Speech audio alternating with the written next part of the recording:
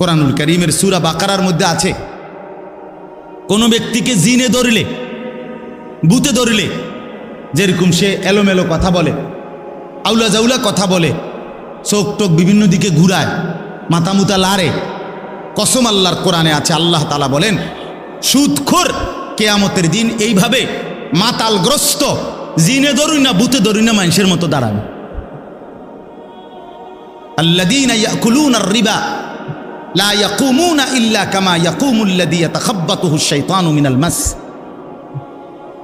কোরআনে সূরা বাকারাতে আছে, আল্লাহ তাআলা বলেন সুদখোরের পরিণতি হবে, সে দাঁড়াবে এই অবস্থায় যেন শয়তান জিন দুষ্ট কিছু তার উপরে আসর করছে, এরকম মাতালের মতো, মাতালের মতো। এজন্য দয়া করে এটা বুঝতে শিখেন, প্রসঙ্গক্রমে বললাম এটা ভাবতে শিখেন। কেন আপনি হারাম রোজগার করবেন? কেন আপনি হারামের রাস্তায় যাবেন? একটা কথা জরুরি মনে রাখেন বাপ, আল্লাহ তাআলা কোরআনুল কারীমের মধ্যে আছে দুইটা আয়াত, একই রকম আল্লাহ বলছে আমি আদম থেকে মুহাম্মদ সাল্লাল্লাহু আলাইহি সাল্লাম যত নবী এবং রসুল পাঠিয়েছি, এই ১৬ লাখ নবী ১,২৪,০০০ বা ২,২৪,০০০ বা তার চাইতে বেশি কম, আল্লাহ পাক সকল নবীকে বলছেন দুইটা কথা। এক, তোমরা হালাল খাও, অতঃপর আমি আল্লাহর বন্দেগী করো, অতঃপর আমার বন্দেগী করো। ইয়া আইয়ুহার রুসুল কুলু মিনাত তাইয়্যিবাত ওয়া আমালু সালিহা, হে রাসূলগণ তোমরা হালাল খাও এবং নেক আমল করো। আল্লাহ নবী সাল্লাল্লাহু আলাইহি সাল্লাম বলেন উম্মত শোনো, হে মুমিনরা তোমরাও শোনো। নবীজি বলছে সমস্ত নবীকে আল্লাহ তাআলা এই কথাইটা যেরকম হুবহু বলছেন, খোদার কসম আল্লাহ মুমিন ইমানদার বান্দাদেরকেও এই কথাটা হুবহু নবীদের মতো করে ইমানদারদেরকেও বলছেন। ইয়া আইয়ুহাল্লাযীনা আমানু কুলু মিন তাইয়্যিবাতি মা রাযাকনাকুম। আল্লাহ তাআলা বলেন হে ইমানদারগণ, তোমরা আল্লাহর দেওয়া রিজিকের হালাল যা তাই ভক্ষণ করো, তাই ভক্ষণ করো। ওয়াশকুরুলা, আল্লাহর শুকর আদায় করো। ইন কুনতুম ইয়্যাহু তা'বুদুন, যদি আল্লাহর বন্দেগী করতে চাও তাহলে আল্লাহর ইবাদতের জন্য হালাল খাও। তাহলে হালাল খাওয়া ইবাদতের জন্য বাধ্যতামূলক, নবীদের জন্য, উম্মতের জন্য। কথাটা বুঝছেন কিনা? তিরমিজি শরীফের হাদিসের মধ্যে আছে রাসূলুল্লাহ সাল্লাল্লাহু আলাইহি সাল্লাম একদিন সচক্ষে দেখলেন কাবা ঘরের গিলাফ দইরা, চুল এলোমেলো, অনেক দূর থেকে সফর করে আসছে, বড় বেশি কাকুতি মিনতি করে আল্লাহর কাছে দুই হাত তুলে এক লোক আল্লাহর কাছে ফরিয়াদ করতেছে, ইয়া রব, ইয়া রব, আয় আল্লাহ আমাকে এই দেন, এই দেন, এটা দেন, ওইটা দেন, ওইটা দেন। নবীজি সাহাবীদেরকে দেখাইয়া বললেন দেখো ওই লোকটার দিকে দেখো, মাতআমুহু হারাম, মাশরাবুহু হারাম, মালবাসুহু হারাম, গুযিয়া বিল হারাম, ফাআন্না ইউস্তাজাবু লাহু। নবী সাল্লাল্লাহু আলাইহি সাল্লাম বলেন দেখো সে যা খেয়েছে হারাম, সে যা পান করেছে তাও হারাম, সে যে পোশাক পরছে তাও হারাম, তার শরীরের যে গোশতগুলো হয়েছে এটাও হারাম। সে কাবা ঘর মাথাত লইয়া লাইলে কি লাভ হবে? কিভাবে তার দোয়া কবুল হবে? রাসূলুল্লাহ সাল্লাল্লাহু আলাইহি সাল্লাম বলছেন ফাআন্না ইউস্তাজাবু লাহু। এই বাপ নিজের উপরে কদর করেন, নিজের উপরে রহম করেন।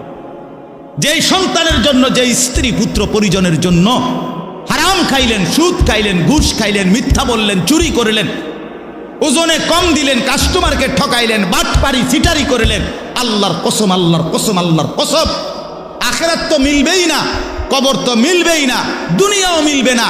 এই নাফরমান সন্তান আপনার মৃত্যুর পরে আপনারে মনে রাখবে না, রাখবে না, রাখবে না। দৈন্তান নয় কান্না।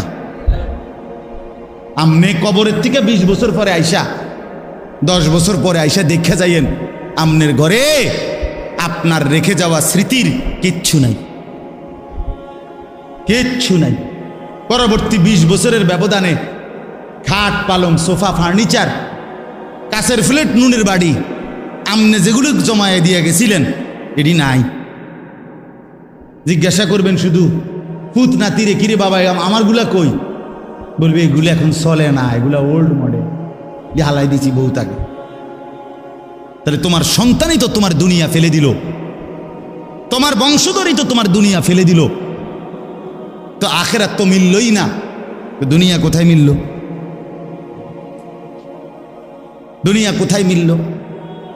এই জন্য আল্লাহর দোহাই অনুরোধ করছি, কোনোভাবেই জিফুত পালনের লেগেও সন্তান বংশধর ফ্যামিলি পরিবারের মুখে হাসি ফুটানোর জন্য ওদেরকে নিজেকে জাহান্নামের আগুনে ফেলে দিয়েন। ওই মুখে হাসি ফোটে না, ওই মুখে জাহান্নামের আগুন পুড়বে, আগুন পুড়বে।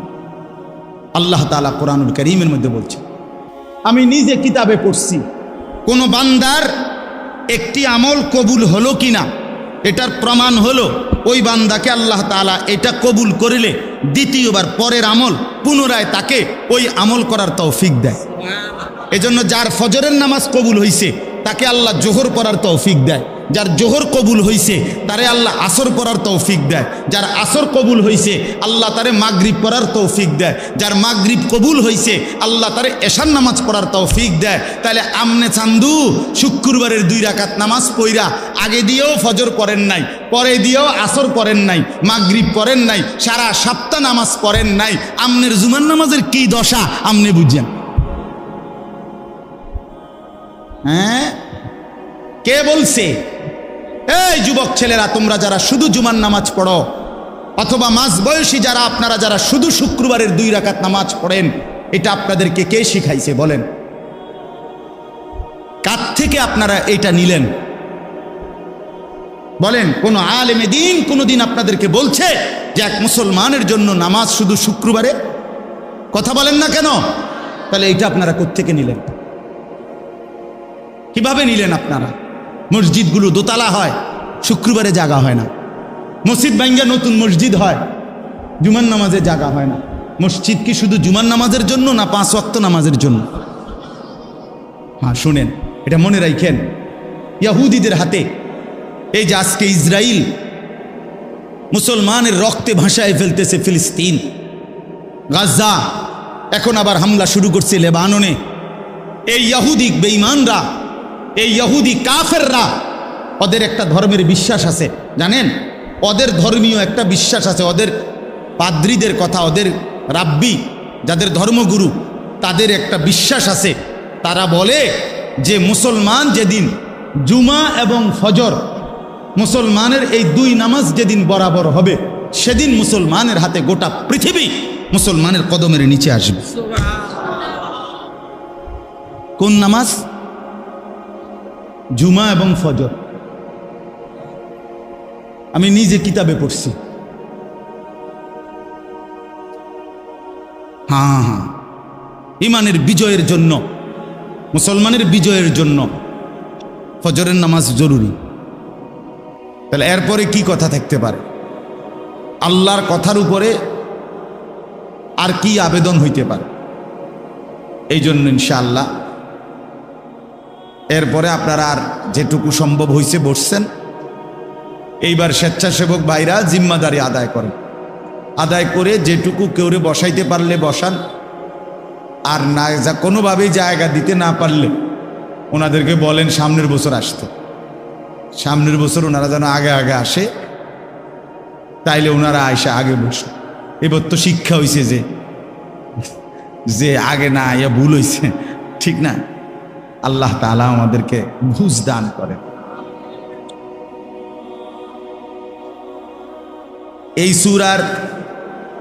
সূরায়ে মাআরিজ, এই সূরার এই আয়াতের মধ্যে যেখান থেকে আমি পড়ছি 19 নম্বর আয়াত, আল্লাহ তাআলা মানুষের স্বাভাবিক একটা চরিত্র তুলে ধরছে। প্রথম, মানুষ মাত্রই তার স্বাভাবিক চরিত্রটা কেমন হয় আল্লাহ তাআলা এটা প্রথম তুলে ধরছেন।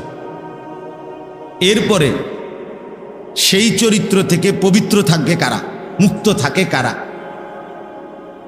এরকম গুণাবলী সম্পন্ন কিছু বান্দার পরিচয় আল্লাহ তাআলা তুলে ধরছেন।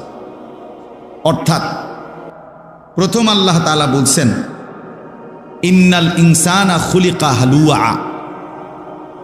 এই যে কথা এখান থেকে শুরু করলেন, নিশ্চয়ই মানুষ তাকে বানানো হয়েছে স্বাভাবিকভাবে হালুয়া। এই চরিত্র, এই শব্দটার অর্থ হলো তিনটা। এক নম্বর হলো ভীরু, দুই নম্বর হলো অধৈর্য, তিন নম্বর হলো লুভি। লুভি তো আল্লাহ তাআলা বলেন মানুষের স্বাভাবিক আচরণ হলো, মানুষকে স্বাভাবিকভাবে বানানো হয়েছে, মানুষের স্বাভাবিক চরিত্র হলো সে ভীরু, সে অধৈর্য, সে লুভি। কি ব্যাপারে ভীরু, কি ব্যাপারে অধৈর্য, কি ব্যাপারে লুভি? আল্লাহ তাআলা সেটার দুইটা উদাহরণ দিছে।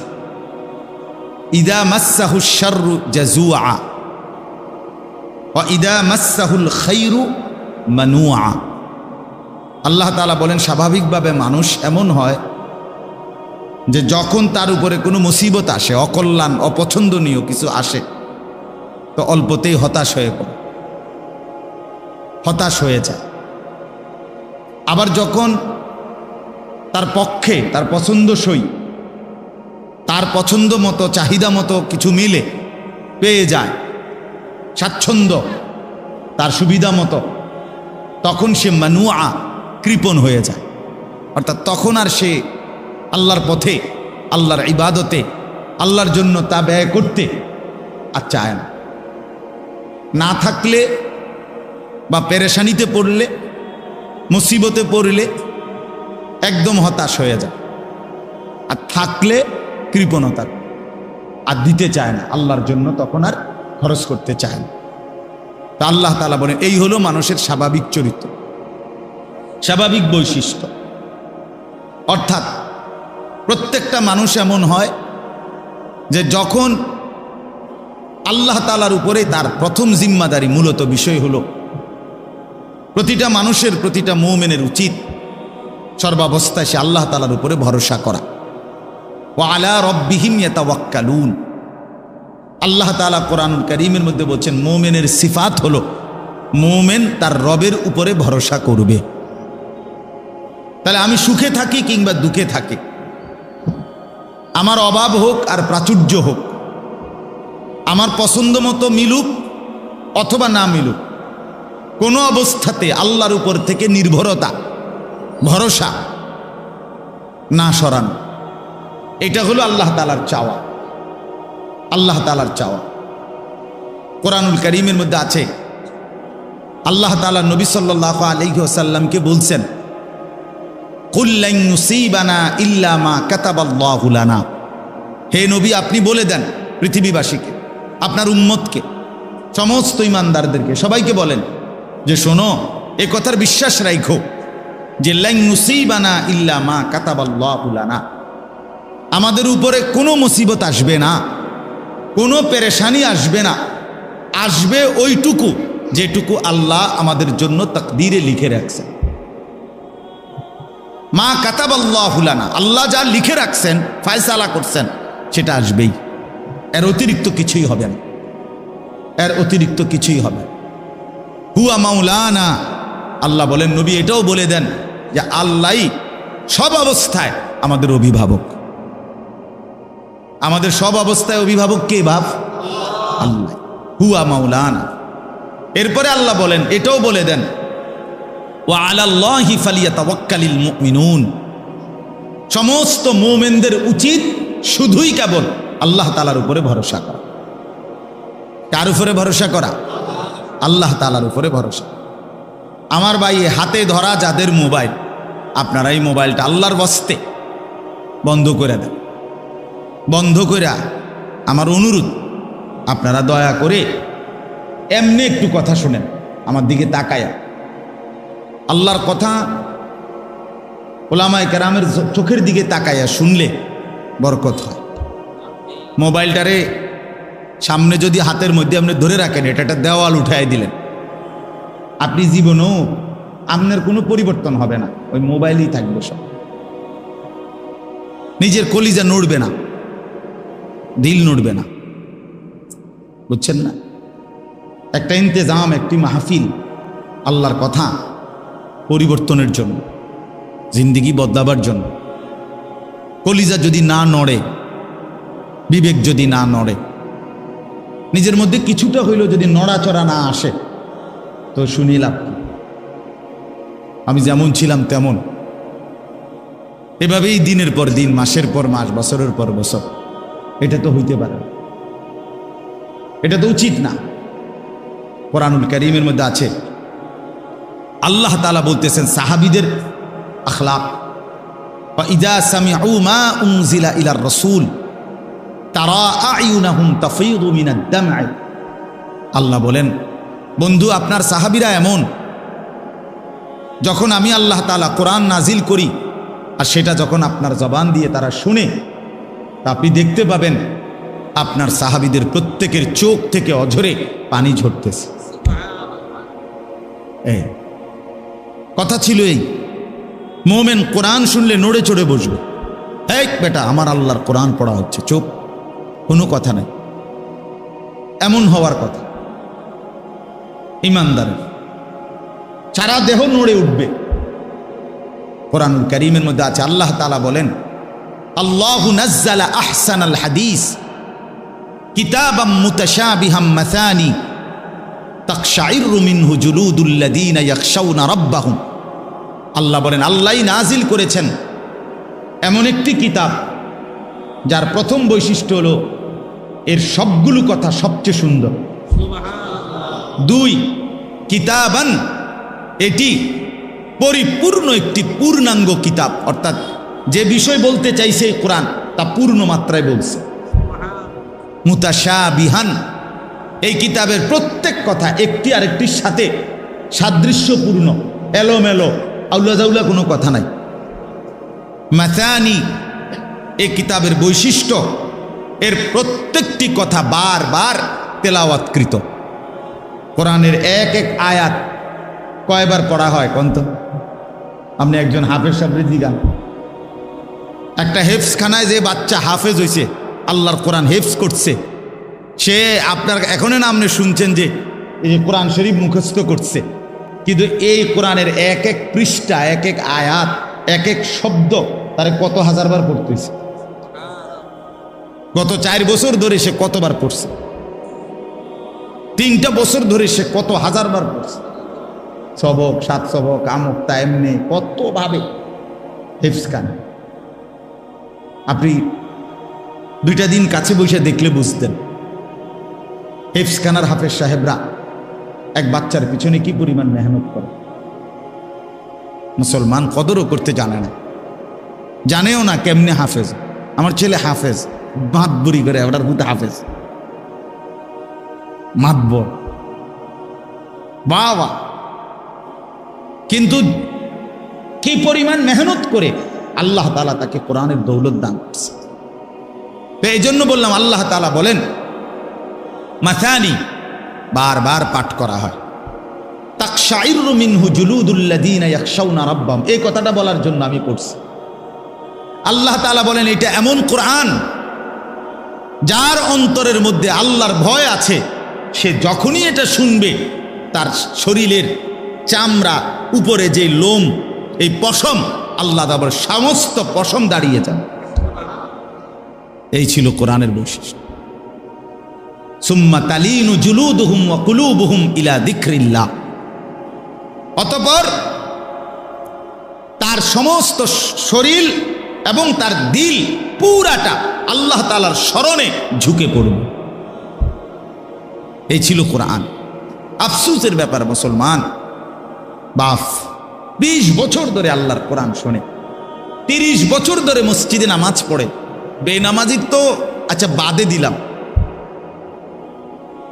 কিন্তু নামাজি মানুষ চাচা আজগা 20 বছর 15 বছর থেকে সামনের কাতারে বসেই নামাজ পড়ে, দ্বিতীয় কাতারে, প্রথম কাতারে, এশার নামাজ, ফজরের নামাজ, মাগরিবের নামাজ, আল্লাহর কোরআন শুনতেছে ইমাম সাহেবের জবানে, কিন্তু 30 বছরে কলজার ভিতরে এই বিবেকটাও আসে নাই যে আমার কোরআন শরীফটা অশুদ্ধ, এটা ঠিক করা দরকার। এ কি পরিমাণ বদনসিব মুসলমান! তার কলিজার পরিবর্তন তো পরের খবর, দিল নড়বে এটা তো পরের খবর। নিজের কোরআন শরীফটা যে অশুদ্ধ সূরা কেরাত এইটাও মানতে নারাজ, এইটাও বুঝতে নারাজ। দাদা কইছে বাইনতাম দান, বাইনতে আসি ও দাদান। ও দাদান মানে ভিজা ধান। ভিজা ধান ঢেকিতে দিলে এটা সারাদিন বাইরে এলেও ধান থেকে চাউল আলাদা হবে না, হবে না। তাহলে এই জন্য এটা আল্লাহর কোরআনের কথা বলতে গিয়ে বলে, জিন্দিগি যদি না নড়ে, বিবেক যদি না নড়ে, দিল যদি না নড়ে, তো আল্লাহর কোরআন কি শুনলেন, কি বুঝলেন? আপনার অনেক মুসলমান আছেন যাদের কোরআন শরীফ অশুদ্ধ, 90 বছর বয়স, 50 বছর বয়স, 60 বছর বয়স, 30 বছর বয়স, একটা সূরাও ঠিক করে পড়তে পারেন। এবং এটা যে অপরাধ, আমরা এটাই তার দিলে না। এইটা যে একটা পাপ, অন্যায়, এটা যে গুনাহ, এটা যে একটা দুর্ভাগ্য, এইটাও জান, এটাও জান। বছরের পর বছর এক তালে আছে, এক তাল অশুদ্ধ। আত্তাহিয়াতু শুদ্ধ বলতে পারে না, দোয়ায়ে কুনুত শুদ্ধ পড়তে পারে না। এটা যে কোনো ঠিক করা দরকার, এই মানসিকতাও না। শব্দটা হলো সামিআ, আইন, সামি আল্লাহু, আইন। আমনে কোন সামি আল্লাহু লিমান হামিদা, সামিয়া এটা তো ইয়া, তো এটা কি হইল? আপনি 100 বছর পড়লেও তো এটা হয়েছে না। শব্দটা তো হলো আইন, আপনি তো করলেন ইয়া। সামি আল্লাহু লিমান হামিদা, সামিয়া তো না।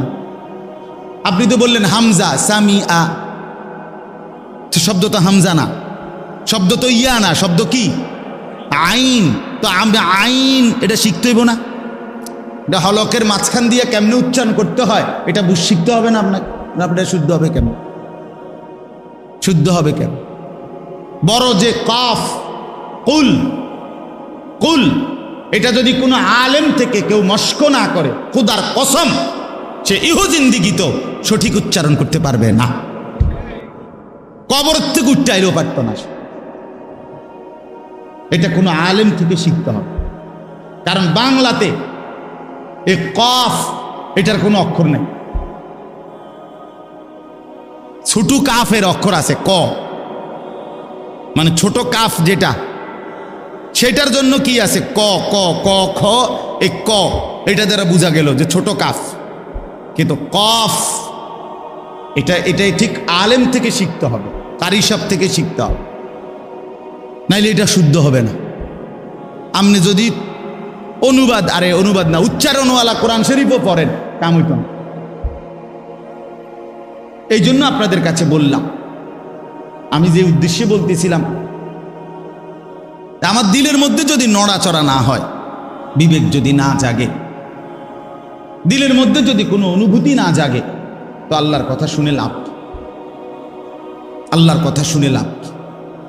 এই জন্য এই কথাটা বলতে গিয়ে বলছি, অনেক সময় সারাক্ষণ আল্লাহর কোনোখানে কোনো বয়ান হইলে ব্যস্ত, শুধু মোবাইলটা নিয়ে, শুধু ব্যস্ত। কিছু মানুষের জিন্দিগি বদনসিব এমন যে 24টা ঘন্টা জিন্দিগিটারে মোবাইলটার সাথেই মিলাই দিছে। আজ আমাদের লাখ লাখ নওজোয়ান, সে তার জীবনের সমস্ত স্বপ্ন, আশা, আকাঙ্ক্ষা, ভালোবাসা, আবেগ, অনুভূতি, চিন্তা, চেতনা, সব কিছু, জীবনটা পুরা উৎসর্গ এই মোবাইলের কাছে। হায় হায় আফসোস। আপনি তার একটা হাত খুললে লাগবেন, হে মেনে নিবে, মোবাইলটার থেকে তার 1 ঘন্টা আলাদা রাখবেন, সেটা মানবেন। এই পরিমাণ নেশাগ্রস্ত, এই পরিমাণ। মদের আসক্তি এত মারাত্মক না, জুয়ার আসক্তি এত মারাত্মক। মোবাইলের আসক্তি যে পরিমাণ, হাজার হাজার যুবক, লাখ লাখ যুবক একটা সেজদা দেয় না, এই মোবাইলের আসক্তি। সারা দিন রাত তার একটাই, এখানে কোনো বয়স্ক লোকে দেখে না, আলেমে দেখতেছে না, আমার আত্মীয় স্বজন দেখতেছে না আমার অভিভাবক জানতেছে, কারো কোনো ইজ্জত সম্মানের দিকে তার কোনো পরোয়া নাই। আমি আর আমার মোবাইল, খালাস।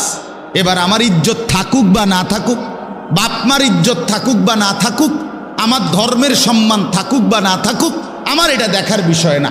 আমি আছি আর আমার মোবাইল আছে, খালাস আমার জিন্দেগি। আমার ভাই, এভাবে জীবন বেশি দিন আগাবে না, এভাবে আগাবেন, এভাবে জেনারেশন টিকে না। এত ফালতু হইলে, এত গাফেল হইলে, এত অমনোযোগী হইলে, দুনিয়া আখেরাত সব কিছুর ব্যাপারে এত বেখেয়ালি হইলে পৃথিবী টিকবে না, দুনিয়াও টিকবে না, আখেরাতও টিকবে না। এই জন্য আমি অনুরোধ করতেছি, আজকের জন্য না, মোবাইলের এই আসক্তি কমানো উচিত ভাই, সবাই কমানো উচিত। প্রয়োজনকে প্রয়োজনের মধ্যেই সীমাবদ্ধ রাখা চাই। রাত দিন সব কিছু, কুকুর বিড়াল শুকর, মানুষ গরু ছাগল হাঁস মুরগি, যেটা দেখি এইটারই ছবি উঠাইতে হবে। এইটা একটা প্রতিবন্ধীমূলক আচরণ ছাড়া আর কিছু না। এটা একটা ফালতু কথা, ফালতু অভ্যাস, এটা একটা বদ আখলাক। এই জন্য দয়া করে প্রত্যেকেই ফিকির করেন, ইনসাফের সাথে ভাবেন। যুবক ভাই আপনারাও ভাবেন, নওজওয়ান তোমরাও ভাবো ভাইয়া, এক মুসলমানের জিন্দিগি এত ফালতু যেন নষ্ট না হয়। আল্লাহ আমাদেরকে বুঝ দান করে। চলেন, আমি আমার কথাটা বলতেছিলাম যে এক মুমিনের সিফাত, এক মুসলমানের সিফাত আল্লাহ তাআলা চান, বান্দা হার হালাতে আমার উপরে ভরসা করো, সুখে থাকো আর দুঃখে থাকো, কার উপরে ভরসা করো? হযরত আব্দুল্লাহ ইবনে আব্বাস রাদিয়াল্লাহু তাআলা আনহুমা, নবীজির একজন বিখ্যাত সাহাবী, আল্লাহ নবী সাল্লাল্লাহু আলাইহি সাল্লামের আপন চাচাতো ভাই। তিনি অনেক বড় মাপের সাহাবী ছিলেন।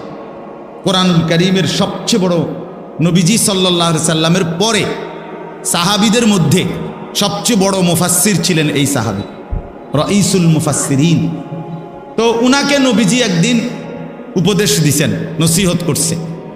নসিহত করতে গিয়ে বলছে, ইয়া বুনাইয়া, হে প্রিয় বৎস, ওনার ছোট চাচাতো ভাই ছিলেন, যে শোনো, ইজা সাআলতা ফাসআলিল্লাহ, তুমি যদি কখনো কিছু চাও শুধুই আল্লাহর কাছে চাও। ওয়া ইজা ইসতাআনতা ফাসতাইন বিল্লাহ, তুমি যদি কিছু সাহায্য প্রার্থনা করো তো শুধু আল্লাহর কাছেই সাহায্য প্রার্থনা।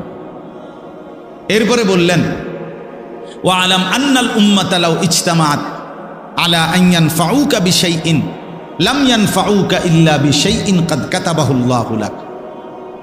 চিরন্তন একটা মূলনীতি নবী বলে দিছে যে শোনো, গোটা পৃথিবী যদি, সারা পৃথিবী একত্রিত হয়ে সিদ্ধান্ত নেয় তোমার একটা উপকার করবে, নবী বলেন কসম, তোমার কোনো উপকার কেউ করতে পারবে না, তোমার কেবল ওই উপকারটাই হবে যেটা আল্লাহ তাআলা তোমার জন্য লিখে রেখেছে। ওয়ালা বিজতামাউ আলা আন ইয়াদুররুকা বিশাইইন লাম ইয়াদুররুকা ইল্লা বিশাইইন কাদ কাতাবাহু আল্লাহু আলাইকা। এরপরে নবী বলেন, শোনো, সারা পৃথিবী মিলে যদি সিদ্ধান্ত নেয় তোমার একটা মুসিবত করবে, ক্ষতি করবে, বিপদে ফেলবে, তোমার একটি মুসিবতে দিবে, তোমাকে কেউ তোমাকে কোনো মুসিবতে ফেলতে পারবে না, কেবল তোমার ওই মুসিবতটাই আসবে যেটা আল্লাহ তাআলা তোমার জন্য তাকদীরে লিখে রাখছে। তাহলে সুখের প্রতিবিন্দু আল্লাহর পক্ষ থেকেই আসে, দুঃখের প্রতিবিন্দু কার থেকে আসে? যিনি হাসান তিনি কাঁদান। মুখের হাসি যার দান, চোখের পানি তারই দান। ওয়া আন্নাহু হুয়া আবহাকা ওয়া আবকা, আল্লাহ বলেন তিনি হাসান, তিনি কাঁদান। তাহলে আনন্দ বেদনা, সুখ দুঃখ, প্রাপ্তি অপ্রাপ্তি, প্রত্যাশা মতো হওয়া অথবা না হওয়া, সর্বাবস্থায় মূলত ফয়সালাটা কার? আল্লাহ। আল্লাহ আল্লাহ, মাখলুক থেকে কিছুই হয় না, সব হয় কার থেকে? আল্লাহ থেকে। আল্লাহ থেকে, আল্লাহ থেকে, আল্লাহই করেন সব, আল্লাহই করেন। তো এখন আল্লাহ তাআলা বলেন, স্বাভাবিক যেই মানুষের মধ্যে দ্বীন নাই, ঈমান নাই, আল্লাহর বন্দিগি নাই, আল্লাহ তাআলার সাথে সম্পর্ক নাই, তো সেই মানুষের স্বাভাবিক অভ্যাস হইল সে ভীরু, সে লোভী, সে অধৈর্য। তার মানে হইল সে আল্লাহ তাআলার ফয়সালা আসা পর্যন্ত অপেক্ষা করতে রাজি না। সে নিজের থেকেই সিদ্ধান্ত নিয়ে নিছে এই 3 দিনের ভিতরে যদি আমার এটা না হয় আর হইতো না, অথবা এই 2 মাসের মধ্যে হয় নাই আর হবে না, অথবা 6 মাসের মধ্যে হয় নাই আর হবে না। অর্থাৎ যে কোনো বিষয়ে সে নিজের মধ্যে নিজেকেই নিজের উপরে বিচার করে, নিজের ফয়সালা, নিজের সিদ্ধান্ত, নিজের সব কিছু নিজের উপরেই রাখে। এই হলো মানুষের স্বাভাবিক তবিয়ত, আমাদের স্বাভাবিক তবিয়ত। মনে করেন একজন হুজুরের কাছে বলছে, হুজুর আপনার কথা দইরা টানা 2 মাস দোয়া করছি, শেষে বুঝছি হইতো না, এই লাইনে এইভাবে হইতো না, তখন কিভাবে হইব? এখন আপনি কিভাবে হবে? আজকে 12 বছর আপনার ছেলে হয় নাই, মনে করেন সন্তান নাই, আচ্ছা তো 12 বছর পরে এখন আপনি রাগ করলেন, রাগ করে এরপরে কাকে ডাকবেন? কথা বলেন না। এরপরে আর কেউ আসেনি, তাইলে আমার প্রত্যাশা মতো যদি হয় তবুও আমার আল্লাহ, আমার প্রত্যাশা মতো যদি নাও হয় তবুও কে? এ কথা তো বোঝা উচিত। আমরা তো এটা বুঝতে চাই না, সবচেয়ে বেশি বুঝতে চাই না রিজিকের বেলায়, সবচেয়ে বেশি অধৈর্য আমরা সম্পদের বেলায়, উপার্জনের বেলায়, রোজগারের বেলায়। আমাদের কলিজার ভিতরে শয়তান এটা বসাইছে যে তুই যদি হারাম না খাও, তুই যদি সুদ না খাও, তুই যদি কিস্তি না নাও, তুমি যদি মিথ্যা না বলো, তুমি যদি ওজনে কম না দাও, তুমি যদি মানুষকে না ঠকাও, বাটপারি সিটারি যদি না করো, তাইলে তোমার সংসার চলবে না, জিন্দিগি চলবে না। এসব হুজুর্গ কথা দইরা এই সমস্ত বুজুর্গি লইয়া বইয়া থাকলে দুনিয়া চলন যেত। এইটা আপনারে যে বুঝাইছে, আপনার কলজাত ঢুকাইছে, তার নামে শয়তান, তার নাম শয়তান, ইবলিসে বুঝাইছে। তো আল্লাহ তাআলা বলেন, আমার বান্দা তুমি অল্পতেই ভীরু হয়ে যাও, তুমি আমার ফয়সালার অপেক্ষা করতে রাজি হও না, তুমি আমার আশা পর্যন্ত অপেক্ষা করতে চাও না। আজকে বলেন তো, ইনসাফের সাথে বলেন, যে মুসলমান বাবা 16 বছরের, 18 বছরের, 20 বছরের ছেলেটাকে দুনিয়ার দেশে হোক বা বিদেশে হোক উপার্জনের জন্য হয় বিদেশ পাঠাবে, নয়তো দেশে কোনো কামাই রোজগারি করাবে, এই জন্য সে প্রকাশ্যে স্পষ্টভাবে বুঝা শুই না সুদে টাকা নিল, কিস্তিতে টাকা নিল, হারামে টাকা নিল। তো সে কি বুঝাইতে চাইল আল্লাহকে? যে আল্লাহ, আমনের রূপে ভরসা করে বইয়া থাকলে আমার ভূতের কোহালে দুঃখ আছে। তো নয়তো কি বলেন? নয়তো কি আমনের কথা মতো এইটা হারাম সেইটা হারাম ইতান লইয়া বইয়া থাকলে আমার চলতো না, আমার এখন টাকা দরকার, আমার এখন দরকার। কি পরিমাণ বদনসিব মুসলমান! কিভাবে আমরা আল্লাহকে ভুলে যাই, কিভাবে আমরা আখিরাতকে ভুলে যাই, নিজের কবর ভুলে যাই। আমার বাপ, এই জন্য আল্লাহ তাআলা বলেন, ইদা মাসসাহুশ শাররু জাজুআ, আমার বান্দা এমন, যখনই একটু মুসিবত হয়, যখনই প্রত্যাশা মতো হয় না, যখনই তার চাওয়া মতো আসে না, তো সে হতাশ হয়ে যায়, যে না হইতো না, এ হক হালালি লাইন লইয়া বইয়া থাকলে হইতো না, হুজুরদের কথা ধরে বইয়া থাকলে হইতো না। বুঝেন নাই কথাটা? সে হতাশ, অর্থাৎ সে তখন নিজের উপরে দায়িত্ব নিয়ে নেয়, নিজের উপরে ফয়সালা নিয়ে নেয়, হতাশ হয়ে যায়। আর কি, আবার যখন চাহিদা মতো মিলে, সব কিছু ঠিক আছে, কামাই রোজগারি দেশে বিদেশে সর্বদিকে, এইবার আর আল্লাহর জন্য ব্যয় করা, অর্থাৎ উপার্জন আমার, সব ঠিক মতো আসতেছে কামাই, এখন আমার এই উপার্জনের উপরে জাকাত ফরজ না, এটা নিয়ে আলোচনাও করবে না, জিজ্ঞাইতেও না। এটা হুজুরের কাছে জানতেও চাইবে না যে হুজুর আমার এই পরিমাণ সম্পত্তি আছে, আমার উপরে কত টাকা জাকাত আসছে, এটা হিসাব করে দেন। দিছি হুজুর দিছি, এটা দিছে না, দিছি আল্লাহর রহমতে, যে লুঙ্গি দিছি জাকাতের উর্ফি দিয়ে গেছে গা, লুঙ্গি দিছে, আইডিয়া করে লুঙ্গি দিছে, মানে 200 লুঙ্গি দিয়ে দিছে, কথা বুঝছেন না, আইডিয়া করে দিয়ে দিছে। জাকাত কি আইডিয়া করে দেয়? কথা বলেন না কেন? আপনি মনে করেন যে হুজুর জোহরের নামাজের ফরজ কয় 4 রাকাত, কথা বুঝেন, হ্যাঁ, আর হুজুর যেই রুকু সেজদা দিছি 8-10 রাকাত দেব, তে এই নামাজ হয়েছে তো আপনার এত এত ভালো, অত ভালো না, আপনার এত বেশি করতে কইছে কিনা, আপনার 4 রাকাত গুণ না করতে কইছে, ঠিক কিনা বলেন? তাইলে আল্লাহ তাআলা বলেন মানুষের স্বাভাবিক তবিয়ত হলো যখনই সে পায় না হতাশ হয়ে যায়, আল্লাহর উপর থেকে ভরসা হারিয়ে ফেলে, আর যখন পায় আসে তখনও সে কৃপণতা করে, বখিলি করে, আল্লাহর হক আল্লাহর হুকুম পালন করতে কার্পণ্য করে।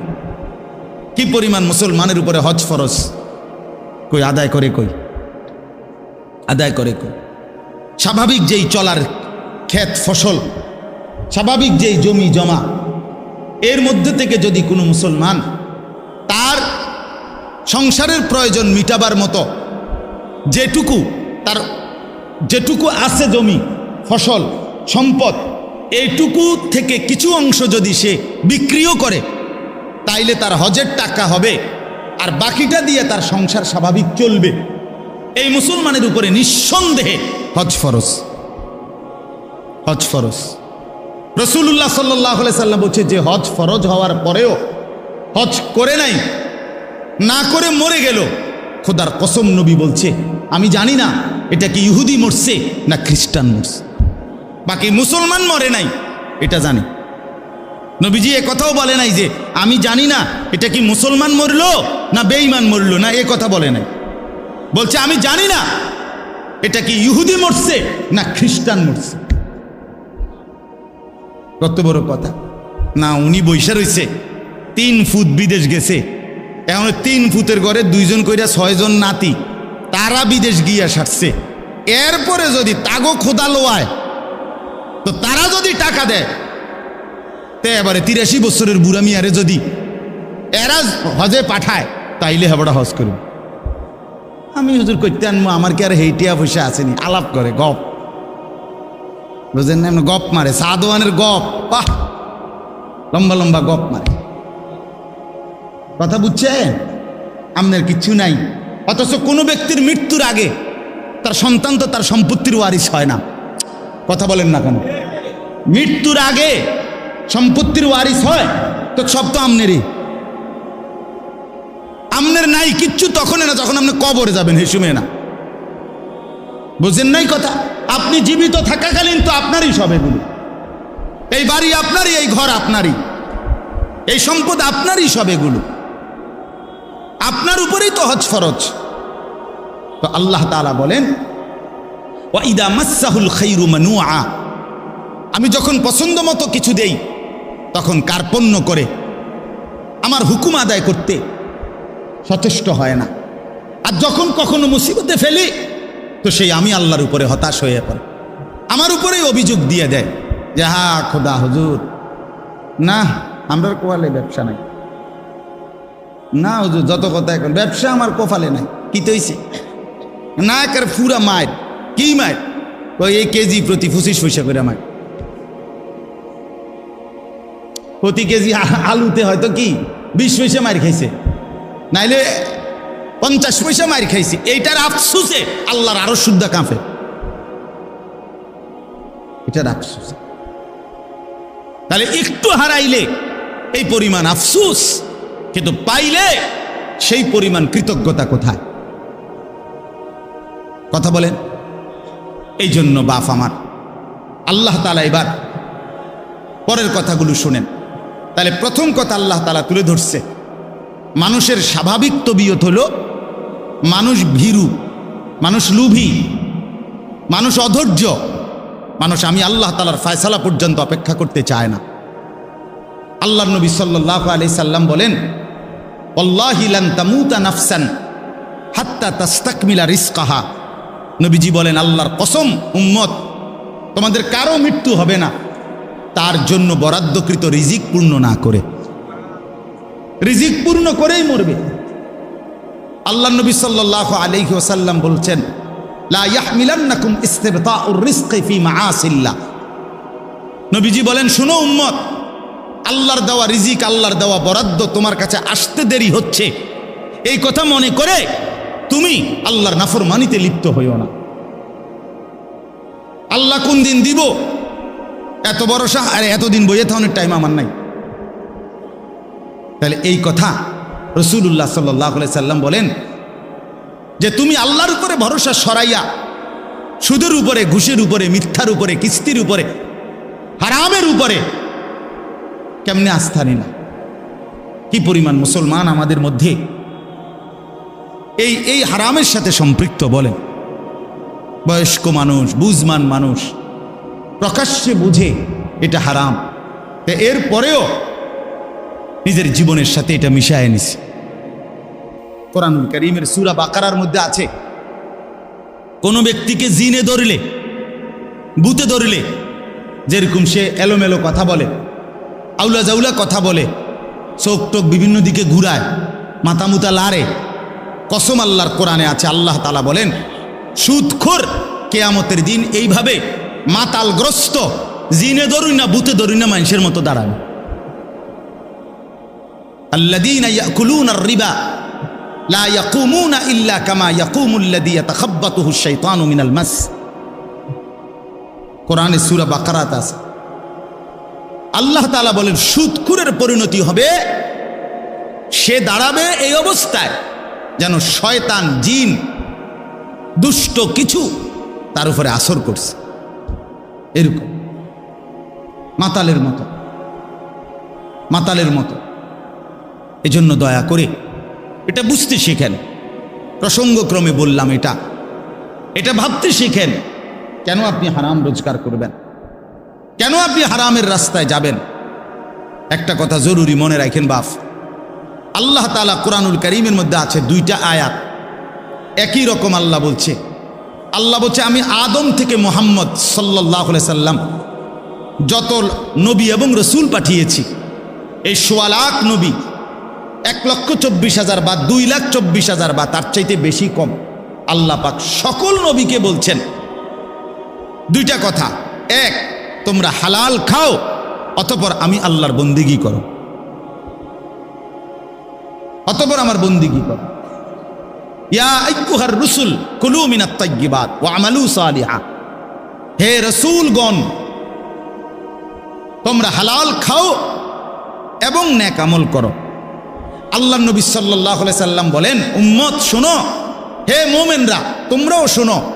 নবীজি বলছে, সমস্ত নবীকে আল্লাহ তাআলা এই কথাইটা যেরকম হুবহু বলছেন, খোদার কসম আল্লাহ মুমিন ইমানদার বান্দাদেরকেও এই কথাটা হুবহু নবীদের মতো করে ইমানদারদেরকেও বলছেন।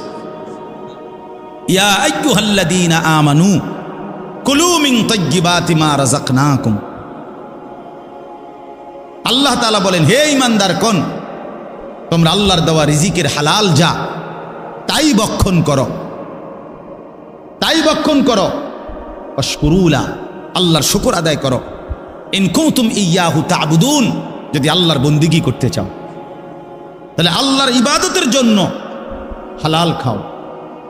তাহলে হালাল খাওয়া ইবাদতের জন্য বাধ্যতামূলক, নবীদের জন্য, উম্মতের জন্য। কথাটা বুঝছেন কিনা? তিরমিজি শরীফের হাদিসের মধ্যে আছে, রাসূলুল্লাহ সাল্লাল্লাহু আলাইহি সাল্লাম একদিন সচক্ষে দেখলেন কাবা ঘরের গিলাফ দইরা, চুল এলোমেলো, অনেক দূর থেকে সফর করে আসছে, বড় বেশি কাকুতি মিনতি করে আল্লাহর কাছে দুই হাত তুলে এক লোক আল্লাহর কাছে ফরিয়াদ করতেছে, ইয়া রব, ইয়া রব, আয় আল্লাহ আমাকে এই দেন, এই দেন, এটা দেন, ওইটা দেন, ওইটা দেন। নবীজি সাহাবীদেরকে দেখাইয়া বললেন, দেখো ওই লোকটার দিকে দেখো, মাতআমুহু হারাম, মাশরাবুহু হারাম, মালবাসুহু হারাম, গুযিয়া বিল হারাম, ফাআন্না ইউস্তাজাবু লাহু। নবী সাল্লাল্লাহু আলাইহি সাল্লাম বলেন, দেখো সে যা খেয়েছে হারাম, সে যা পান করেছে তাও হারাম, সে যে পোশাক পরছে তাও হারাম, তার শরীরের যে গোশতগুলো হয়েছে এইটাও হারাম। সে কাবা ঘর মাথাত লইয়া লাইলে কি লাভ হবে? কিভাবে তার দোয়া কবুল হবে?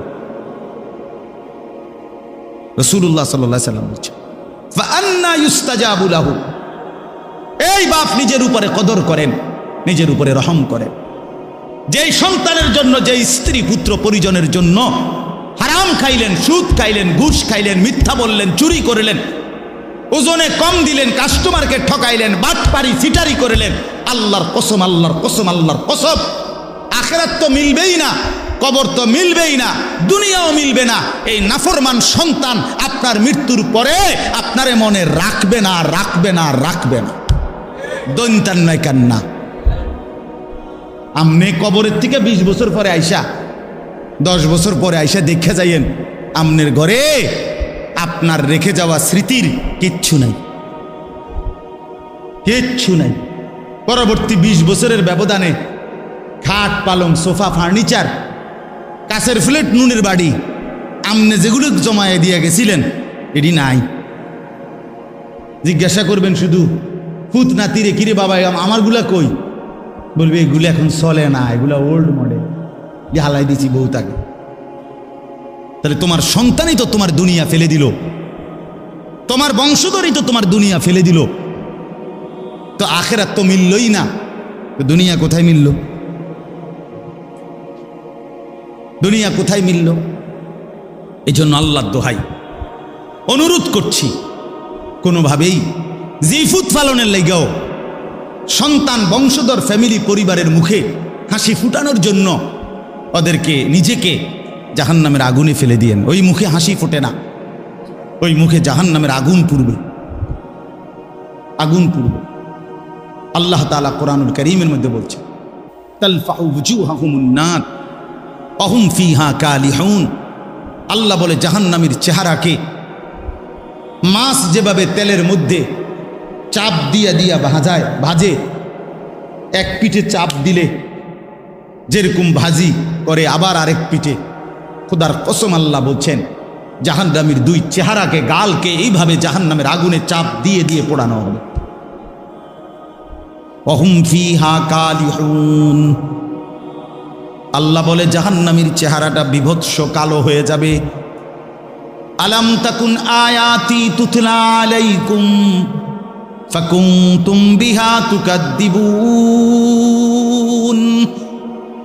আল্লাহ বলেন, আল্লাহ তখন বলবেন জাহান্নামী, আমি আল্লাহর আয়াত, আমার হুকুম, আমার বিধান বারবার তোমার কাছে পড়া হয়েছিল, বলা হয়েছিল, শোনানো হয়েছিল, কিন্তু ফাকুনতুম বিহা তুকাদ্দিবুন, তুমি নাফরমান, আমার প্রত্যেকটা কথাকে মিথ্যা মনে করেছিলে। এই আয়াত এই সূরার শুরুতেই আছে। আল্লাহ বলেন, ইউবাসসারুনাহুম ইয়াওয়াদ্দুল মুজরিমু লাউ ইয়াফতাদি মিন আযাবি ইয়াউমিইদিম বিবানিহি। আল্লাহ বলেন নাফরমান হাসরের ময়দানে জাহান্নামের দৃশ্য দেখতে পাবে। জাহান্নামের দৃশ্য যখন দেখবে, খোদার কসম আল্লাহ বলেন প্রত্যেক পাপী নাফরমান আল্লাহকে বলবে, আল্লাহ আমাকে জাহান্নাম থেকে বাঁচিয়ে দেন, বিনিময়ে আজকের এই দিনে আমার যত সন্তান তাদেরকে জাহান্নামে দিয়ে দেন, ও সাহিবাতিহি আমার স্ত্রীকে জাহান্নামে দিয়ে দেন, ও আখিহি আমার ভাইকে জাহান্নামে দিয়ে দেন, ও ফাসিলাতিহিল্লাতি তুউবি আমার মহল্লাবাসী যাদের সাথে আমি থাকতাম তাদেরকেও জাহান্নামে দিয়ে দেন, ওয়ামান ফিল আরদি জামিআ আল্লাহ গোটা জমিনের সমস্ত মানুষকে জাহান্নামে দিয়ে দেন, সুম্মা ইউনজি বিনিময়ে শুধু আমারে বাঁচায়া দেন। আল্লাহ আমারে বাঁচায়া দেন। জাহান্নামের দৃশ্য দেখে সে এই পরিমাণ ভয় পাবে। আল্লাহ বলেন কাল্লা, কি বলবেন? কাল্লা, না বান্দা কখনোই হবে না। ইন্নাহা লাযা, জাহান্নামের আগুন বড় লেলিহান আগুনের শিখা। নাজ্জাআতাল লিশ-শাওয়া, চামড়াগুলোকে একদম গলায়া ফেলবে, চামড়াগুলোকে পুড়ে ছাই করে ফেলবে। কুল্লামা নাদিজাত জুলুদুহুম বাদদালনাহুম জুলুদান গায়রাহা। আল্লাহ বলেন নাফরমানের জাহান্নামে চামড়া যখন জ্বলে যাবে, সাথে সাথে চামড়া নতুন করে বানিয়ে দেয়া হবে। কুল্লামা আরাদু আন ইয়াখরুজু মিনহা উঈদু ফিহা। আল্লাহ বলে জাহান্নামী যখন আগুনের মধ্যে সাঁতার কাইটা পারে আসতে চাইবে, ফেরেশতা তখন লাথি দিয়া আবার আগুনের মধ্যেই ফেরত দিয়ে দিবে। এই কথাগুলো কোরআনের আয়াত। ইন্নাল মুজরিমিনা ফি আযাবি জাহান্নাম খালিদুন। আল্লাহ বলে নাফরমান জাহান্নামের আযাবের মধ্যেই থাকবে চিরস্থায়ী। লা ইউফাত্তারু আনহুম, এক সেকেন্ডের জন্য বিরতি দেয়া হবে না। ওয়াহুম ফীহি মুবলিসুন। আল্লাহ বলে জাহান্নামী অনন্তকাল জাহান্নামে বিষণ্ণ মলিন চেহারা নিয়েই পড়ে থাকবে, কোনোদিন হাসি ফুটবে না। ওমা যালামনাহুম ওয়ালাকিন কানু হুমুজ জালিমিন। আল্লাহ বলবেন জাহান্নামী, বিশ্বাস করো বান্দা, আমি তোর উপরে জুলুম করি নাই বান্দা, তুমি নিজেই নিজের উপরে জুলুম করেছ। দুপুর 1টা বাজে জোহরের আজান হইছে, আরেকবার 4টা বাজে আসরের আজান হইছে, মাঝখানে 3টা ঘন্টা সময় ছিল বান্দা। 12 রাকাত নামাজ পড়তে 3 ঘন্টা লাগতো না, কিন্তু তুমি নাফরমান আমার দেওয়া 3টা ঘন্টা পাত্তা দিলা না। ফজরের নামাজ ছিল মাত্র 4 রাকাত, সময় তো ছিল 1 ঘন্টার মতো। 4 রাকাত নামাজ পড়তে তো বান্দা 1 ঘন্টা লাগে না, 10 মিনিটেই তো হয়ে যেত। কিন্তু তুমি তো ইচ্ছে করে আমার দেওয়া সময়টাকে গুরুত্ব দিলা না। আমি তো আগের টাইমে তোমারে আমি ঘুম পাড়াইছি, সারা রাত আমি আল্লাহ অন্ধকারের কালো চাদর দিয়ে দুনিয়া ঢেকে দিয়েছি। আমি যদি এই রাত্রি অন্ধকার না বানাইতাম, তুমি বান্দা আরাম করে কেমনে ঘুমাইতা। ওয়াজআলনাল লাইলা লিবাসা, সাদাত আলোকিত দিনটাকে তো আমি অন্ধকারের চাদর দিয়ে ঢেকেছি। আল্লাহ বলেন ওয়াজআলনা নাওমাকুম সুবাতা। বান্দা বিশ্বাস করো, তোমার চোখের ঘুম তো আমি বানিয়েছি। বাজারে তো খাট পাওয়া যায়, তোশক পাওয়া যায়, বিছনা চাদর লেফ কম্বল কাঁথা বালিশ, দরজা জানালা সিটকারি এসি সবই বাজারে মিলে বান্দা, কিন্তু 2 চোখের ঘুম তো বাজারে মিলে না। মিলে কি? ঘুম আসে কোত্থেকে? আল্লাহর থেকে। আল্লাহ বানায়। তো আল্লাহ বলেন 6 ঘন্টা 7 ঘন্টা আমি বান্দা তোমারে ঘুম পাড়ায় রাখলাম। 10টা বাজে ঘুমাইলা, 11টা 12টা 1টা 2টা 3টা 4টা 5টা 5টা 15-তে অথবা 5টা 20-এ গিয়া ফজরের জামাত। 7 ঘন্টা বান্দা তোমারে আমি ঘুম পাড়াইয়া রাখলাম, বিনিময়ে 7 ঘন্টা পরে আমি আল্লাহ মাত্র 4 রাকাত নামাজের জন্য তোমার কাছে আবদার জানাইলাম, বান্দা ওইটা আমারে 4টা রাকাত নামাজ পড়ে প্রয়োজনে আবার তুমি বিশ্রাম করো, আমার কোনো আপত্তি থাকবে না। তুমি নাফরমান, সেই মালিকের দেওয়া 7 ঘন্টা 6 ঘন্টা ঘুমাইয়াও তুমি 4 রাকাত নামাজের জন্য উঠলা না।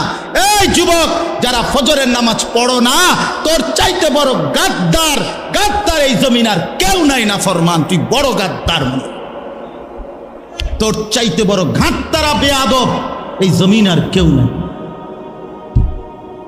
মনে রাখিস বেটা, বেনামাজির মতো অসভ্য, বেনামাজির মতো বেয়াদব আল্লাহর জমিন আর কেউ নাই। যার কপালে সেজদা নাই সে মানুষ না, ওই জানোয়ার, ওই জানোয়ার বেটা, ওই জানোয়ার। এটা আমি বললাম বেটা, হিম্মত থাকলে প্রতিবাদ কর বেটা। যে কপালে সেজদা নাই ওটা শয়তান। শয়তান এটা, ইবলিস এটা, ইবলিস শয়তান এটা, শয়তান শয়তান এটা। কেন সেজদা দিবা না? এই নাফরমান, তোমরা যারা সেজদা দাও না, কেন দিবা না বলেন? বলেন। আল্লাহ তাআলা এই ইবলিসকে বলেন, হুজুর 1 ঘন্টা আগেও 10 মিনিট আগেও কি কেউ তাকে শয়তান বলতো? তো তারে শয়তান কোন দিন থেকে কয়? যখন থেকে কি করে নাই? সেজদা করে নাই। যেই মিনিটে সে কি করে নাই, এরপর থেকে তার নাম কি হয়েছে? তো তারে শয়তান বলে কখন থেকে? এর আগে শয়তান বলতো? তো যে সেজদা করে না সে শয়তান, সে মুতাকাব্বির, অহংকারী। ফামা ইয়াকুনু লাকা আন তাতাকাব্বারা ফিহা, এই যে কোরআনে আছে। আল্লাহ ইবলিসকে বলছে সেজদা না করার পরেই আল্লাহ বলে, ইবলিস আমি আল্লাহর সামনে অহংকার করাটা সাজলো না, ঠিক করলা না। সেজদাটা না দিয়ে তুমি তো আমি আল্লাহর সামনে অহংকার করলা, তাতাকাব্বারা, কিবির করলা। আল্লাহ বলেন, আলাইসা ফি জাহান্নামা মাসওয়াল লিল মুতাকাব্বিরিন। আল্লাহ বলেন, নাফরমান অহংকারী, মনে রাখো জাহান্নামই কেবল তোমার ঠিকানা। হ্যাঁ নওজোয়ান, মোবাইল চালাইয়া খুব রঙে আসো, মানুষের বেডি চাও, আর সারা রাত উলঙ্গ নর্তকী দেখো, আর সারাদিন টুঁটো টুটো কইরা বন্ধুদের সাথে আড্ডা দিয়া খুব একটা মোসে আসো। অপেক্ষা করো, টাঙ্গাইয়া ফিটবে। অপেক্ষা করো, রঙের গুড্ডি শেষ হয়ে যাবে। একদিন দেখবা তুমি আর যুবক নাই, হয় বৃদ্ধ হয়ে গেছো, নয় কবরে চলে গেছো। অমিনকুম মান ইউতাওয়াফা মিন ক্বাবলু অমিনকুম মান ইউরাদ্দু ইলা আরদালিল উমর। আল্লাহ তাআলা বলেন, অসংখ্য শিশু যখন যৌবনের দিকে আসতে থাকে, আমি আল্লাহ তাআলা এরই মাঝে কাউকে মৃত্যু দিয়ে দেই আর কাউকে বৃদ্ধ বানাই। সব শিশুই কি বুড়ো হয়? কথা বলেন। তাহলে তুমি কেমনে ভাবলা বাবা? অনেক নওজোয়ান মাশাআল্লাহ। হাসান বসরি রহমাতুল্লাহ আলাইহি একদিন যুবকদেরকে দেখে বলছিলেন, ইয়া মা'শারাশ শাবাব, হে যুবকরা শোনো, ইন্না যারআ কাদ তুদরিকুহুল আহাতু ক্বাবলা আন ইয়াবলুগা। তিনি বলেন, শোনো, বহু গাছ, বহু ফুল, বহু ফসল পরিপক্ক হওয়ার আগেই ঝরে যায়। ঝরে যায় না? এই আম গাছে যতগুলো মুকুল ধরে, যদি এতগুলো আম হইতো, সবটা কি পরিমাণ আম হইতো, কিন্তু সব মুকুল কি আম হয়? ঝরে যায় কি না? ঝরে যায়।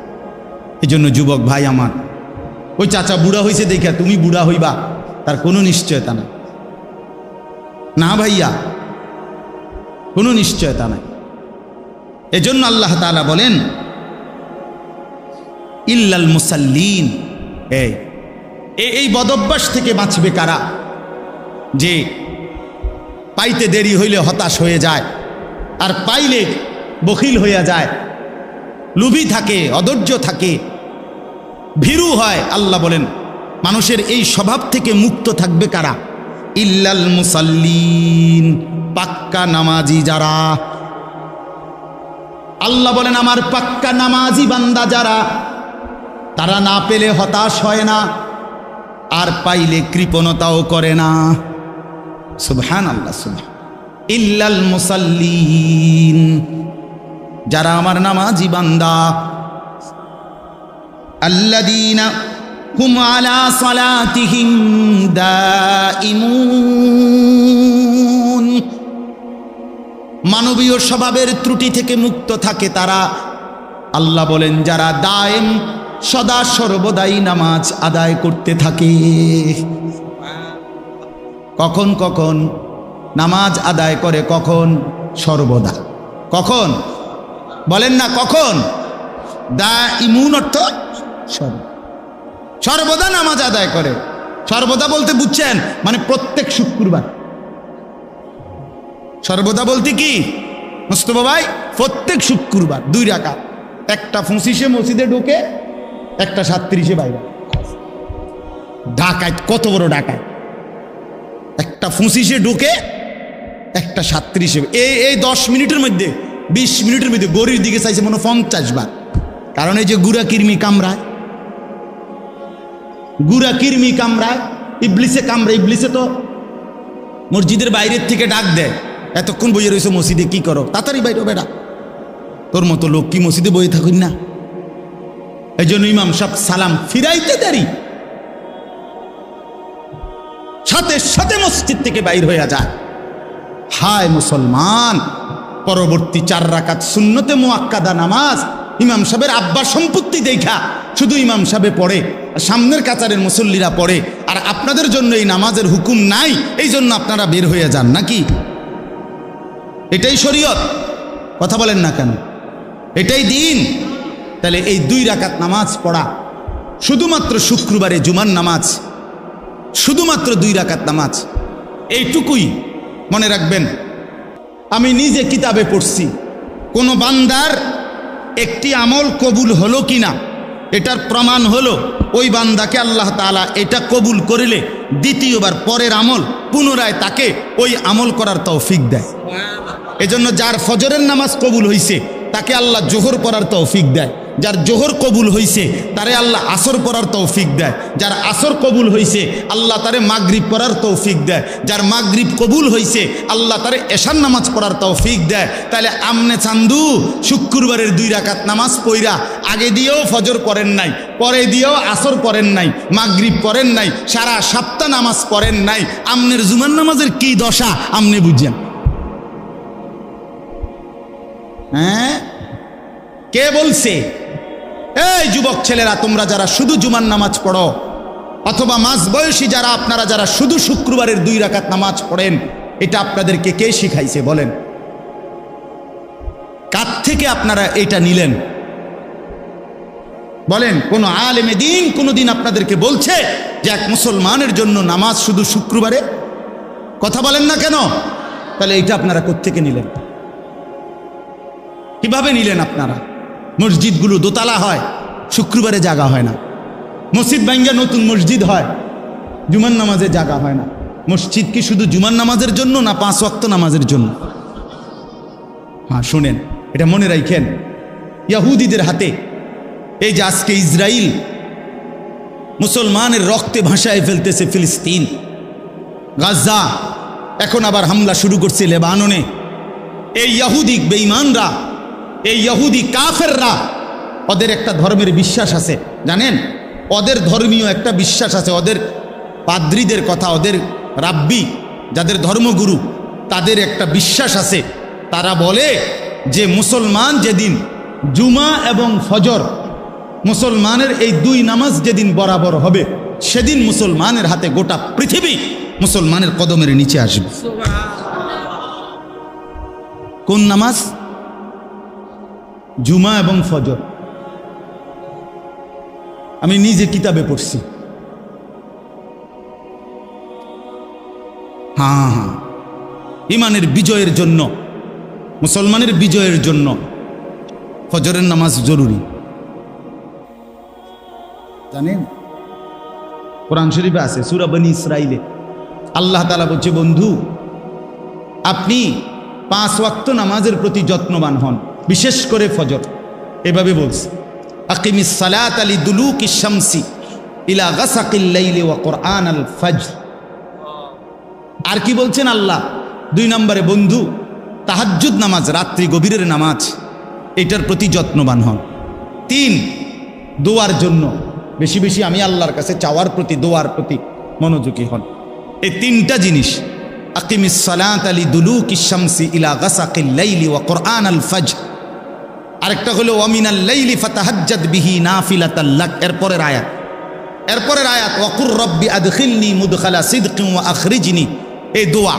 তা আল্লাহ তাআলা বলেন 5 ওয়াক্ত নামাজ, বিশেষ করে ফজর। তাহলে ফজর সহ 5 ওয়াক্ত নামাজ, তাহাজ্জুদ নামাজ এবং দোয়া, এই 3 আমলে যখন ইমানদাররা অভ্যস্ত হবে, তো 4 নম্বর এর পরের আয়াত, বিশ্বাস করেন এর পরের আয়াত ওয়াকুল জা আল হাক্কু ওয়া জাহাকাল বাতিল, এই আয়াতটা এর পরের আয়াত। আল্লাহ বলেন এবার নবী বলে দেন হকের বিজয় হয়ে গেল, বাতিলের পরাজয় হয়ে গেল। কখন যদি এই তিনটা কি হয়, এই তিনটা পূর্ণ। অনেক যুবক ভাই ইসলামের জন্য যারা নিজের অন্তরের মধ্যে দরদ অনুভব করো ভাই, অনুরোধ আমার, নামাজ পড়তে হবে, নিজে কষ্ট করতে হবে। শুধু দুইটা স্লোগান মারলে হইতো না ভাইয়া, হবে না। ইসলামের শত্রুরা হুঁশিয়ার, সাবধান। শত্রু যদি কয় দোস্ত তুমি মুইতা ফানি লওনি, তুমি আজকে সারাদিনে 5 ওয়াক্ত নামাজ পড়ছো নি, তুমি বলবা না আমি পেশাব করে পানি নেই না, ঢিলা কুলুক ব্যবহার করি না, টয়লেট পেপার ব্যবহার করি না, 5 ওয়াক্ত নামাজ পড়ো নাই, তোমার এই স্লোগানে দুশ্মন কি হয় না, ভয় পায় না, ভয় পাবেন। এই জন্য ভাইয়া আমার দয়া করে আল্লাহ তাআলা বলেন আমার সেই বান্দাগুলো আমার আলাদা, যারা নামাজি, যারা কি বলেন না, যারা কি নামাজ, আল্লাযীনা হুম আলা সালাতিহিম দাঈমুন, যারা সর্বদা নামাজ আদায় করে, 5 ওয়াক্ত নামাজ, 5 ওয়াক্ত নামাজ। আমার শায়েখ আরিফ বিল্লাহ হাকিমুন নফস আল্লামা মুফতি মুশতাকুন নবী কাসিমি হযরত দামাত বারাকাতুহু গতকালকেও সুদর্ণপুরে ইসলাহি মজলিসে বয়ানের মধ্যে এটা বলতেছিলেন যে হযরত বলেন যে আমার দিল বলে, আমার মন বলে 5 ওয়াক্ত নামাজ যে জামাতের সাথে পূর্ণ ঠিকমতো আদায় করলো, তার যেন জান্নাতে যাওয়ার ক্ষেত্রে কোনো বাধা থাকবে না, কোনো বাধা থাকবে, কোনো বাধা থাকবে। এজন্য দয়া করে 5 ওয়াক্ত নামাজে অভ্যস্ত হন। যুবক ভাই নামাজ পড়েন। রাসূলুল্লাহ সাল্লাল্লাহু আলাইহি ওয়াসাল্লামের আখিরি ওসিয়ত নামাজ। জিব্রাইল আর আজরাইলকে সামনে রাইখা নবী আম্মাজান আয়েশাকে, নিজের স্ত্রীকে বলছে, আয়েশা আমি যাই আমার মালিকের কাছে, যাওয়ার আগে তোমারে শেষবারের মতো বলে গেলাম আসসালাত। আমার উম্মতরে বইল নামাজের দিকে খেয়াল রাখতে, নামাজের দিকে খেয়াল। হযরত ওমর রাদিয়াল্লাহু তাআলা আনহু 10.5 বছর মুসলমানদের খলিফা ছিলেন, বাদশাহ ছিলেন, আমির ছিলেন। 10.5 বছর তিনি মসজিদে ইমামতি করতেন, নবীর মসজিদে। এই 10.5 বছর পরে একদিন ফজরের নামাজের ইমামতি অবস্থায় প্রথম রাকাতে এক অগ্নিপূজক ছদ্মবেশে চাদর মুড়ি দিয়ে আইসা সামনের কাতারে হযরত ওমর ইমামের জায়গায়, এই প্রথম রাকাতে ওই বেঈমান আবু লু'লু মাজুসি কোমর থেকে ধারালো ছুরি বাইর করা হযরত ওমর রাদিয়াল্লাহু তাআলা আনহুর কোমরের মধ্যে নামাজরত অবস্থায় ছুরি দিয়া 7-8টা গায়ে দিছে। রক্তে নাড়ি ভুড়ি সহ ওমর রাদিয়াল্লাহু তাআলা আনহু যখন চাপ দিয়া ধইরা, এরপরে প্রথম কাতার থেকে হযরত আব্দুর রহমান ইবনে আউফ, একজন সাহাবী, বিখ্যাত সাহাবী, আশারায়ে মুবাশশারার একজন, এই উনারই ইমামের জায়গাত আইনা হযরত ওমর রাদিয়াল্লাহু তাআলা আনহু একসাথে সরে গিয়ে রক্তে ভাসতেছে। এই অবস্থায় একটা কথাই শুধু বলছে, আব্দুর রহমান আগে নামাজ শেষ করো, তারপরে আমারে ধৈর্য। কাটা মুরগির মতো ওমর পাশে তরফাইছে, সাহাবায়ে কেরাম আগে নামাজ আদায় করছে। প্রিয় বন্ধু, ইসলামের জন্য যদি কিছু মনে পড়ে, আখেরাত মনে পড়ে, সেজদা দিতে হবে। আমি শক্ত কথা বলছি আর কি, সেজদাবিহীন আসলেই মানুষ হয় না। আল্লাহ কোরআনে বলছে মনের ইচ্ছা মতো যে চলে সে ইনহুম ইল্লা কাল আনআম, আল্লাহ বলেন সে মানুষ নয়, সে চতুষ্পদ জন্তু, চতুষ্পদ জন্তু। এজন্য ভাইয়া নামাজ পড়া দরকার, নামাজ পড়া দরকার। অনেক যুবক ভাই সামনে আছে, দাঁড়িয়ে আছো, সবার কাছে অনুরোধ, নিজের উপরে কদর করো ভাই, নিজের উপরে দয়া করো। এই মোবাইল শেষ পর্যন্ত ভালো কিছু দিবে না, এই বন্ধুদের আড্ডা শেষ পর্যন্ত ভালো কিছু দিবে না, ভালো কিছু দিবে না। শেষ পর্যন্ত আমরা একাই, কবরে তো একাই, দুনিয়া তো একাই। আমরা বাস্তবতা হলে একা। আচ্ছা, আমার যে মনে করেন আমিও সবসময় ভাবি আমি একাই। আমার যদি পেটে ব্যথা করে, আর কারো পেটে ব্যথা করে না, আমি একাই। আমার যেদিন পাও ভাঙছে সেদিন আমার বন্ধুদের পাও ভাঙে নাই, আমারই পাও ভাঙছে। আমার যেদিন জ্বর উঠছে গত সপ্তাহে, আমার সাথে তো আমার বন্ধুদের জ্বর ওঠে নাই, আমি একাই। আমি হাসলে আমি কাঁদলে আমরা প্রত্যেকে একাই মূলত। কাজেই নিজেকে ভুলে যাওয়া, নিজের আখেরাত ভুলে যাওয়া, নিজের মরণ ভুলে যাওয়া, এটা জীবনের ব্যর্থতা, পরাজয়, এটা লাঞ্ছনা। আল্লাহ আমাদেরকে বুঝ দান করে, আল্লাহ আমাদেরকে বুঝ দান করে। আল্লাহ তাআলা বলেন, ওয়াল্লাযীনা ফী আমওয়ালিহিম হাক্কুম মা'লুম। আমার প্রিয় বান্দা তারা, আমার প্রিয় বান্দা তারা যারা একথা জানে যে তাদের সম্পদের মধ্যে নির্ধারিত হক আছে। লিসসাইলি ওয়াল মাহরুম, অভাবী, দুস্থ, বঞ্চিত, অসহায়ের জন্য তাদের সম্পদের মধ্যে হক আছে। অর্থাৎ আমাকে এটা মনে রাখতে হবে, আমার যে 10টা টাকা আয়, 100টা টাকা আয়, 50টা টাকা আয়, এর মধ্যে পুরাটা টাকা আমার না। আমার এই টাকার মধ্যে একটা অংশ গরিবের আছে, এতিমের আছে, বঞ্চিতের আছে, মাহরুমের আছে। আল্লাহর রাস্তায় খরচ করা এইটা আমার সম্পদের নিয়মিত ডেইলি দায়িত্ব। বুঝছেন আমার কথা? একটা গুরুত্বপূর্ণ কথা বোঝেন, কোরআনুল কারীমের মধ্যে আপনারাও শুনছেন, যত জায়গায় নামাজের কথা আছে তত জায়গায় আল্লাহর রাস্তায় খরচের কথা আছে। এটা শুনছেন না? এই কথা, এটা যাকাতের কথা আছে, ইনফাকের কথা আছে। এখানেও তো এই মাত্র বলল, আল্লাযীনা হুম আলা সালাতিহিম দাঈমুন, প্রিয় বান্দা তারা যারা নিয়মিত নামাজ পড়ে। আবার বললেন, প্রিয় বান্দা তারা যারা নিজের সম্পদে গরিব, দুঃখী, অসহায়, এতিম, ফকির, মিসকিনের হক আছে এ কথা মনে করে। তাহলে বোঝা গেল আমার সম্পদ পুরাটা, যাই আমার উপার্জন, পুরাটা আমার না। পুরাটা কার না? কথা বলেন না। আমার না, পুরাটা আমার না। এটাই আমার শেষ কথা আজকে। পুরাটা আমার না, এটা মনে রাখতে হবে। কোরআনুল কারীমে আমাদের একজন পাকিস্তানের বুজুর্গ ছিলেন, হযরত মাওলানা মুফতি রশিদ আহমদ লুধিয়ানভী রাহমাতুল্লাহি আলাইহি। ওনার একটা কিতাবে আমি পড়ছি, উনি খুব সুন্দর একটা কথা বলছেন। কয় যে সূক্ষ্মভাবে আমাদেরকে শয়তান একটা কথা ভুলাইয়া দিছে। উনি বলছেন একদিন বয়ানে, কি কয় যে পুরা কোরআনুল কারীমের মধ্যে যেখানেই নামাজের কথা, সেখানেই আল্লাহর রাস্তায় খরচ করার কথা আছে। তার পরপর এই যে প্রথমেই আছে, আল্লাযীনা ইউমিনুনা বিল গায়ব ওয়া ইউকিমুনাস সালাতা ওয়া মিম্মা রাযাকনাহুম ইউনফিকুন। এই অর্থ হইল যারা গায়েবের প্রতি ঈমান আনে, নামাজ কায়েম করে এবং আমার দেওয়া সম্পদ থেকে খরচ করে।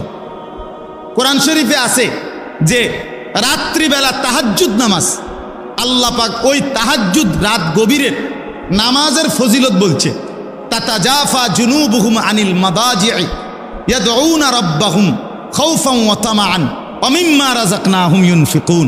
আল্লাহ বলেন, আমার কিছু বান্দা আছে রাত গভীরে যারা বিছানার থেকে আলাদা হয়ে আশা এবং ভয় নিয়ে আমি আল্লাহর কাছে প্রার্থনা করে, ইবাদত করে, বন্দিগি করে, মানে তাহাজ্জুদ পড়ে এবং আমার দেওয়া সম্পদ থেকে আমার রাস্তায় ব্যয় করে।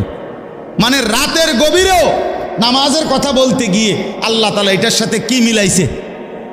আল্লাহর রাস্তা খরচের কথাটা মিলাইছে। কোনো জায়গায় এটা বাদ দেয় না। তার মানে কি বুঝাইতে চাইছে? বুঝাইতে চাইছে আল্লাহ একজন মুসলমান, একজন মুমিনের সিফাত, বৈশিষ্ট্য হইল প্রতিদিন নামাজ পড়বে, প্রতিদিন আল্লাহর রাস্তায় খরচ করবে। কথাটা আমার বুঝছেননি? এইটা মুমিনের সিফাত, এটা জান্নাতি বান্দার বৈশিষ্ট্য, এটা প্রিয় বান্দার বৈশিষ্ট্য। নামাজ পড়বে কোন দিন কোন দিন? কথা বলে না তো। আল্লাহর রাস্তায় দান করবে কোন দিন কোন দিন? পরিমাণে কম হোক, সামান্য হোক, কিন্তু প্রতিদিন আমার সাধ্য মতো একটু হোক। নবীজি বলছে খেজুরের দানা হোক, ওয়ালাউ বিশিক্কি তামারা, খেজুরের আটি, খেজুরের দানার পরিমাণে হোক, একটা চকলেট পরিমাণে হোক, একটা বুটের দানা পরিমাণে হোক। রাসূলুল্লাহ সাল্লাল্লাহু আলাইহি ওয়াসাল্লাম বলছে, ইত্তাকুন নার, জাহান্নাম থেকে বাঁচো। প্রয়োজনে খেজুরের দানা দিয়ে হলেও এজন্য বললাম এটা সিফাত বানানো চাই। আপনাদের কাছে অনুরোধ রইল, আমি আপনি প্রত্যেকেই এই গুণ এই বৈশিষ্ট্য আমাদের মধ্যে থাকা চাই। আল্লাহ তাআলা এটা আমাদের কাছে চান যে বান্দা নামাজ পড়বে প্রতিদিন, আল্লাহর রাস্তায় খরচও করবে কোন দিন? প্রতিদিন। তো হুজুরের কথা বলতেছিলাম, পাকিস্তানের হজরত বলেন আমাদের সমাজে কেমনে জানি চালু করে দিছে যে এখন জাকাত আল্লাহর রাস্তায় খরচ, এই কথাটা নামাজের সাথে ছিল, এটারে সরাইয়া এটার মধ্যে রোজা এটারে নিয়ে আসছে। কয় যে লোকটা নামাজ রোজায় ভালো। কথা বুঝছেন সূক্ষ্মভাবে, যে লোকটা নামাজ রোজায় কেমন? তাহলে নামাজের সাথে রোজাকে মিলাইলেন। হজরত বলেন যে না, কোরআনে তো সব জায়গায় নামাজের সাথে কি মিলাইছে? জাকাত, ইনফাক। ইনফাক একটু ব্যাপক অর্থ। তাইলে আজকে এই কথাটাই আপনাদেরকে বললাম। আল্লাহ তাআলা বলেন স্বাভাবিকভাবে বান্দা লুবি হয়, দুনিয়া প্রীতি থাকে, কিন্তু প্রকৃত বান্দা যারা আমার, তারা নামাজি হয়, তারা আমার রাস্তায় খরচ করে। ওয়াল্লাযীনা ইউসাদ্দিকুনা বিয়াউমিদ্দিন, এবং যারা আখিরাতকে দৃঢ়ভাবে বিশ্বাস করে। ওয়াল্লাযীনা হুম মিন আযাবি রাব্বিহিম মুশফিকুন, আল্লাহর আযাবের ভয়ে কাঁপতে থাকে। ইন্না আযাবা রাব্বিহিম গায়রু মা'মুন, আল্লাহর আযাব থেকে কেউই নিরাপদ নয়। আল্লাহ চাইলে যে কাউকে আযাব দিতে পারেন, পারেন কি না বলেন? তাইলে এবার আমার কথার খুলাসা আসেন। এই আয়াতগুলো দ্বারা আমি কি বুঝাইতে চাইলাম? এই কথাটা বুঝাইতে চাইলাম যে আমরা একজন মুসলমান, আমরা শুধু মানুষ না, আমরা ইমানদার। আমরা কি? ইমানদার।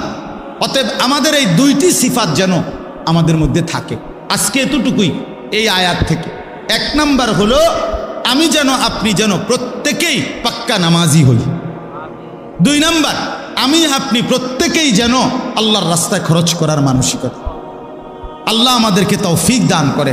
যুবক ভাই, অনেক ধমকাইয়া বলছি, তারপরও অনুরোধ করছি ভাই, কারোর সাথে ঝগড়া নাই, শত্রুতা নাই, কারোর সাথে দ্বন্দ্ব না বাফ, কলিজার আবেগ দিয়েই বললাম তোমরা নামাজ পড়ো ভাই, তোমরা নামাজ পড়ো। যুবক জাগলে পৃথিবী জাগে। আল্লাহর বড় পছন্দ। কোরআন শরীফে আছে আসহাবে কাহাফের যুবক, 7 জন ছেলে যুবক, তারা ঈমান আনছিল। আল্লাহ তাআলা এত পছন্দ করছে তাদেরকে, তাদের ঈমানের বরকতে আল্লাহ পুরা জাতিকে ঈমানদার বানায় দিছে। পরবর্তীতে পুরা জাতি ঈমানদার হয়ে গেছে আল্লাহর কুদরত, আল্লাহর দয়া।